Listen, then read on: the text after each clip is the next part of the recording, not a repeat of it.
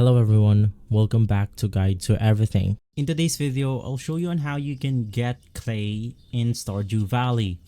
Basically, there's multiple ways to do this method, and one of the easiest one is basically equipping your hoe right here, and then you want to till dirt, grass, or sand to your farm or along the beach. Basically, the best spot to check for respawning clay are beaches, the desert, and the soft patches in the mines. Basically, this is one of the hardest ways to go ahead and get clay because it's totally random and it will take you a little bit of time till you get clay.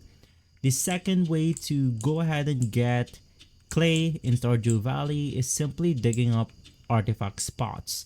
You want to look for patches of ground with 3 worms wiggling out of them. You then want to use your hoe to dig these spots up as they can drop clay in addition for artifacts. So basically, it can go ahead and look like this.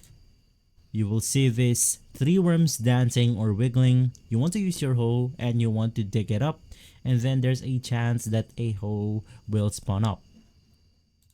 Now, the last way to get clay is by taking geodes to blacksmith. Basically, you want to take your geodes to the blacksmith to have them cracked open.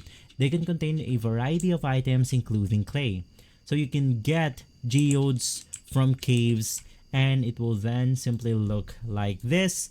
So you can just go ahead and head over to a cave, and then you want to use your pickaxe, and then you can dig them up, take them to a blacksmith, and from there you will be able to have a chance to get clay in Stardew Valley. If this video has been helpful, leave a like, subscribe, and follow Guide to Everything for more videos like this. Thanks for watching.